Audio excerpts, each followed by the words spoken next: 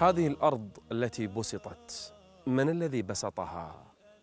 إنه الباسط جل جلاله، القابض الباسط. بسط الرزق لعباده، بسط الرزق والأموال والنعيم ينزلها لعباده، فانظر إليهم يتنعمون بنعم الله جل وعلا.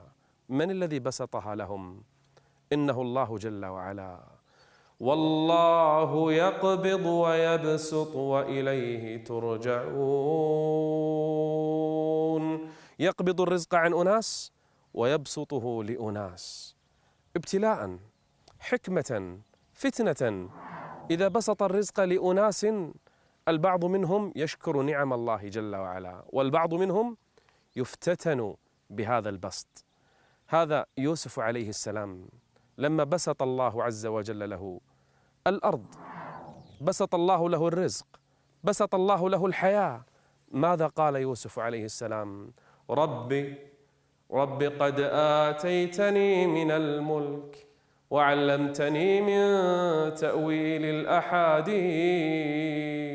شكر نعمة الله عز وجل عليه لما بسط الله عز وجل الرزق لسليمان ورأى عرش بلقيس أمامه، ماذا قال؟ هذا من فضل ربي ليبلوني أشكر أم أكفر. الباسط جل وعلا يقبض الرزق ابتلاء ويبسط الرزق ابتلاء. بعض الناس يفتتن إذا بسط رزقه. أيحسبون أن ما نمدهم به من مال وبنين نسارع لهم في الخيرات؟ بل لا يشعرون. البعض منهم لسان حاله يقول وما أموالنا ولا أولادنا هذه إلا لكرامتنا على الله عز وجل، أنعم علينا وبسط علينا رزقه، وفي الآخرة وما نحن بمعذبين. فتنوا بالرزق.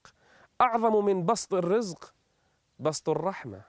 إذا بسط الله عز وجل الباسط، إذا بسط رحمته على قوم فهم المرحومون وهم الفائزون وهم السابقون. تخيل إذا بسط الله عز وجل لك الرحمة وبسط لك الخير وبسط لك البركة وبسط لك الهداية، كم من قلب مقبوض عن طاعة الله، وكم من قلب منبسط برحمة الله. أفمن شرح الله صدره للإسلام فهو على نور من ربه، فويل للقاسية قلوبهم من ذكر الله. إذا بسط الله قلبك بالإيمان وبالرحمات فأنت على خير. لا تغتر. إذا بسط الله لك النعمة واشكر المنعم واجعلها في طاعة الله. ولا يضيقن صدرك إذا انقبض الرزق عليك، فالكل خير والكل لحكمة، فالله هو القابض الباسط. الله يا الله، الله يا الله، الله يا الله، الله الله يا الله. أحيانا يشعر الإنسان بالضيق عندما يرى غيره من الناس قد بسط الله عز وجل لهم الرزق، ويرى نفسه قد ضاقت عليه الأمور. يرى بعض الكافرين في بعض الدول الله ينعم عليهم، وبعض المسلمين في بعض الدول الله عز وجل ما رزقهم ولا بسط في رزقهم. نعم، هو الباسط القابض جل وعلا، لكن أحيانا ما يفهم الناس أنه هؤلاء للخير الذي يريده الله لهم قبض عنهم الرزق، وهؤلاء يريد الله عز وجل أن يفتنهم فبسط عليهم الرزق. أنت لا تفهم الحكمة أحيانا من بسطه جل وعلا ومن قبضه جل وعلا. ولهذا يقول الرب عز وجل: ولو بسط الله الرزق لعباده لبغوا في الأرض.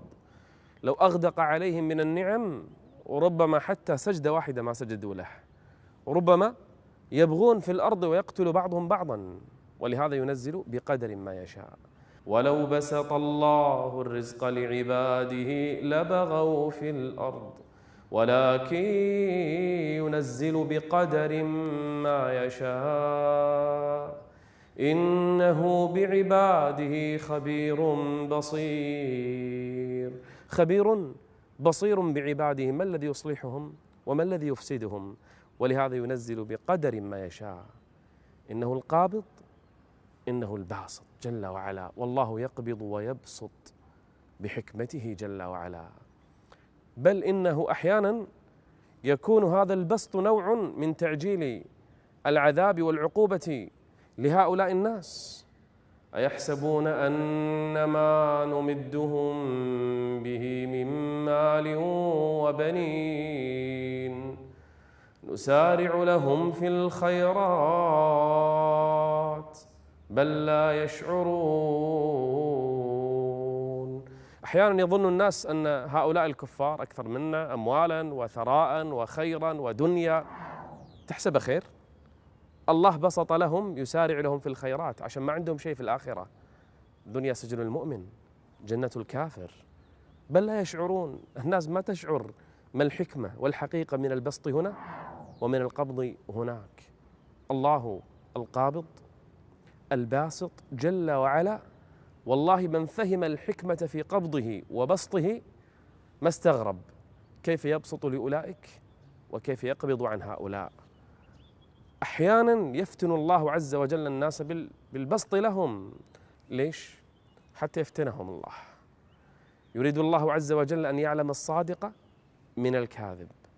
شوف الحكمة من الرب عز وجل في بسطه، ليس فقط في النعم والأموال والثراء، حتى النفوس يبسطها، الأخلاق يبسطها، وفي قبضه جل وعلا يصل إلى القلب. القلب ينقبض والنفس تنقبض حتى تضيق الأرض بما رحبت، فهو يقبض وهنا يبسط جل وعلا، ولله في خلقه شؤون. فما أحكمه من رب عادل حكيم جل وعلا، إنه بعباده خبير بصير. الله يا الله، الله يا